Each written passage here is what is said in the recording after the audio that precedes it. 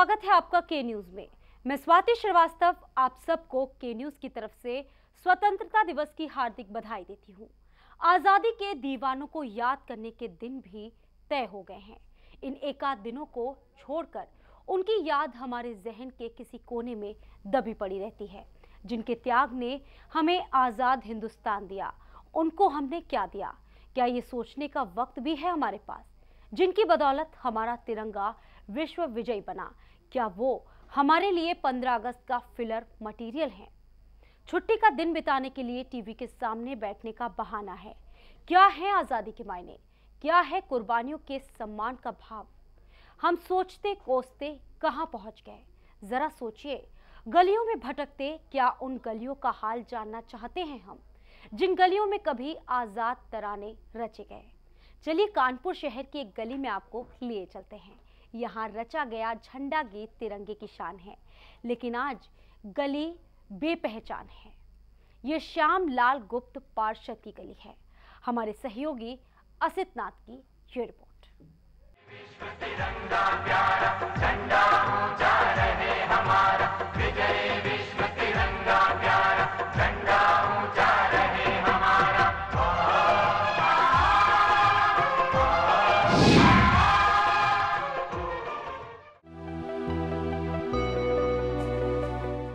परोपकारी पुरुष मुहिम में पावन पद पाते देखे, उनके सुंदर नाम स्वर्ण में सदा लिखे जाते देखे।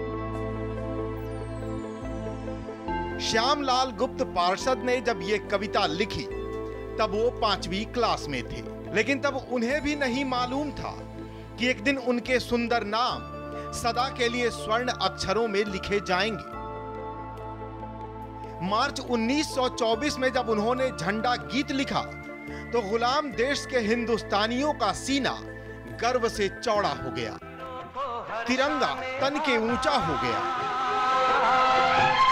मातृभूमि का तन मन सारा, विजय विश्व तिरंगा प्यारा झंडा ऊंचा रहे हमारा, विजय विश्व तिरंगा प्यारा झंडा ऊंचा रहे हमारा।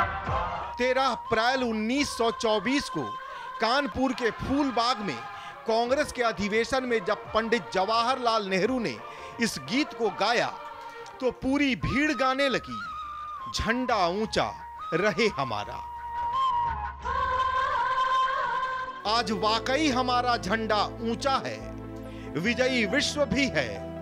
इसकी शान की खातिर हर कुर्बानी की कसम भी हम खाते हैं। जाहिर है झंडा गीत लिखने वाले पार्षद जी के लिए सम्मान का भाव बहुत ऊंचा है।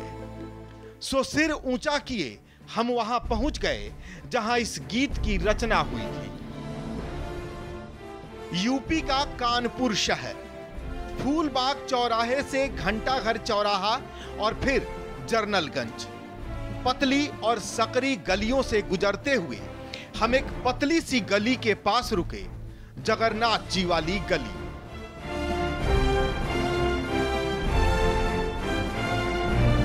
गली के मोड़ पर ही हमें उनके पोते मिल गए। बातचीत में पता चला कि वो फेरी लगाते हैं, दुकान दुकान हिंग पहुंचाते हैं और जैसे तैसे परिवार का खर्च चलता है। गली में थोड़ा आगे बढ़कर हम लोग एक घर के सामने रुक गए। घर से ज्यादा हमें वो फिरंगियों के हाथों लुटे पिटे हिंदुस्तान की तस्वीर लगी। 55 गज के इस जर्जर घर की दीवारों से प्लास्टरों का नाता टूट चुका है। नंगी ईंटें अपने इतिहास पर इतरा तो रही हैं, लेकिन वर्तमान से कुढ़ रही हैं।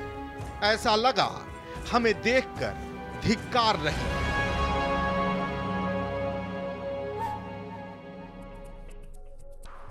कह रही हूं, देखो देखो, ये झंडा गीत के कवि का घर है।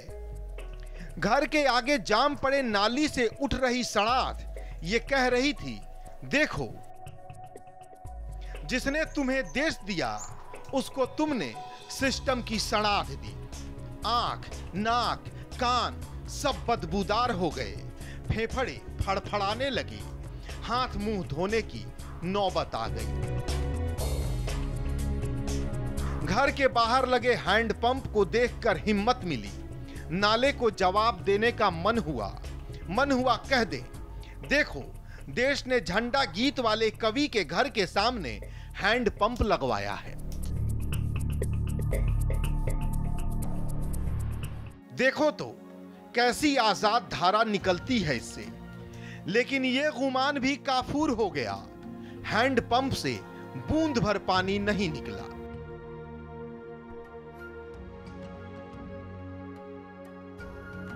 नाले से सड़ात का एक और झोंका फेफड़े तक पहुंच गया। हम भागे, खुद से भागे, लेकिन खुद से भागा जाता कहां है।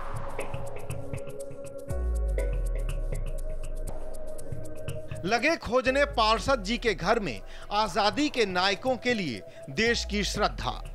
अंधेरे कमरे में नहीं दिखी तो लाइट जला ली। उजाला होते ही पोल खुल गई। बांस बल्लियों के सहारे टिकी छत बचेगी कब तक? छत में वैसे ही कुछ नहीं बचा है।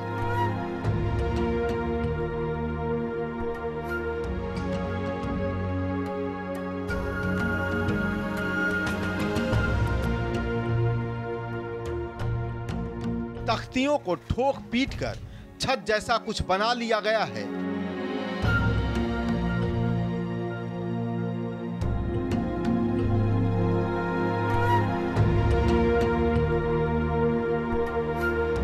इसी बीच उनके पोते ने एक कुर्सी दिखा दी। कुर्सी, पार्षद जी वाली कुर्सी। इसी कुर्सी पर बैठकर तो उन्होंने झंडा गीत की रचना की थी।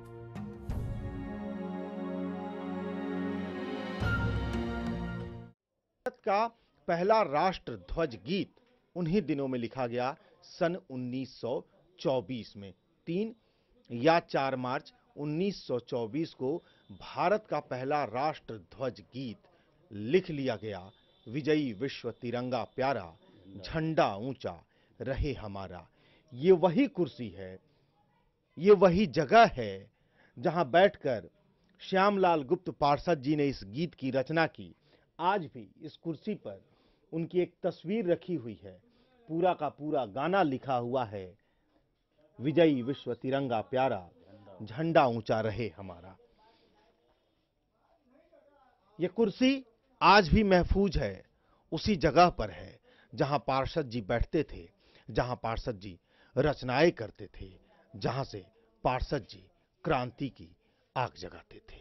आज भी एक कुर्सी धरोहर की तरह इस घर में मौजूद है, जिस कुर्सी पर बैठकर पार्षद जी ने देश के लिए पहला राष्ट्र ध्वज गीत लिखा, जिस कुर्सी पर बैठकर पार्षद जी ने न जाने क्रांति की कितनी रचनाएं की। कुर्सी, ऐसा लगा सबसे महान कुर्सी है ये। इसे आदाब करें, सलाम करें, इसके पांव पड़ें, लेकिन दिल घबराने लगा। कुर्सी ने कहीं ये पूछ दिया कि बताओ तो कैसे रखा है आजाद भारत ने मुझे, तो जवाब क्या देंगे?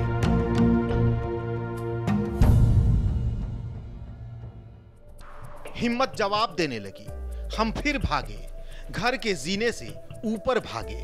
ऊंचाई चढ़ते ये कहते कि झंडा ऊंचा रहे हमारा।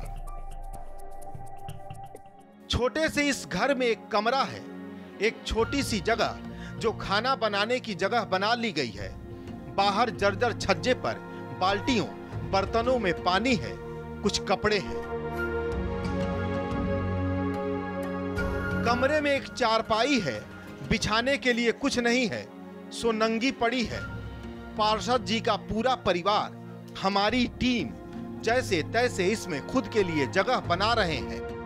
कैमरामैन फ्रेम की फिक्र में इधर उधर कर रहा है। जगह मिली नहीं कि कैमरा तन गया।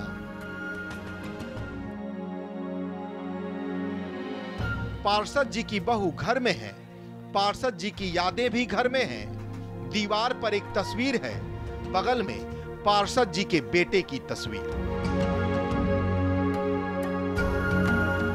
हर तरफ आवाजें होती हैं, बाजारों में झंडे दिखते हैं। 16 अगस्त के बाद शायद ही कहीं आपको ये दिखे। एक शांति, एक ठहराव, सब कुछ दिखता है। ठीक उसी तरह इनके चेहरे पर भी वो शांति है, वो ठहराव है। ये पार्षद जी की बहू है। शादी की विदा करा के लाए, हमारे साथ रहते थे। क्या किस तरह की बातें करते थे देश को लेकर, राष्ट्र को लेकर? देशभक्त शुरू से थे वो। कोई पैसा ऐसा की परवाह नहीं करते थे कभी, न कुछ जिंदगी में किया उन्होंने। किस तरह के लोग मिलने आते थे उनसे? इसी कमरे में पड़े रहते थे, इसी कमरे में सब मिलने जुलने आते थे। देश आजाद हो गया, पार्षद जी को एक सम्मान भी मिला, पद्मश्री, लेकिन और क्या मिला? और क्या मिला? आजादी के कुछ मायने समझ में भी आता है आपको? कुछ समझ पाती हैं कि आजाद हुआ, जिस आजादी के लिए पार्षद जी लड़े, वो आजादी मिल गई लोगों को? बिल्कुल मिल गई, सब मिली। खुश हैं आप? आजाद हिंदुस्तान अच्छा लगता है? अच्छा लगता। आपको इस बात का कोई मलाल नहीं कि आपके परिवार को कुछ नहीं मिला, एक मामूली घर भी दुरुस्त नहीं करवा पाया ये आजाद हिंदुस्तान? पूछते सब, किया किसी ने नहीं कुछ। कोई दुख, कोई मलाल? कुछ नहीं। नहीं, फिर भी अच्छा लगता है? फिर भी अच्छा लगता है। आपको कोई तारीख, कोई सन याद है कि आप कब इस घर में आई, कब से पार्षद जी को देखा आपने, कब आपने पहली बार उनका नाम सुना?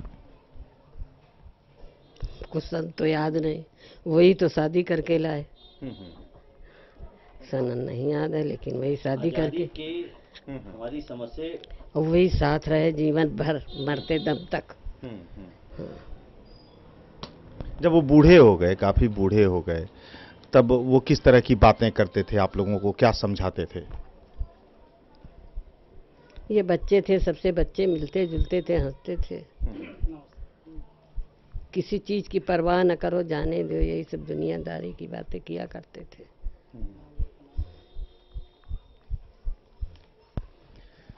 ये पार्षद जी की बहू हैं। जब इनकी शादी हुई, पार्षद जी इन्हें बुलाने गए थे, उन्होंने विदा करवाया था और इसी घर में लेकर आए थे, जिस घर में अभी हम बैठे हैं। खबर है कि इस इलाके में बिजली आ गई, इस घर में भी रोशनी हो गई, एक पंखा चल रहा है। न देश से कोई मलाल है, न व्यवस्था से कोई शिकायत। पार्षद जी ने आजादी की जंग लड़ी थी, वो आजादी बड़ी अच्छी लगती है।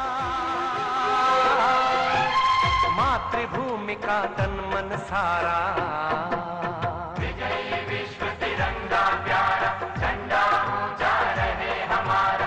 विजयी विश्व तिरंगा प्यारा, झंडा ऊंचा रहे हमारा। विश्व तिरंगा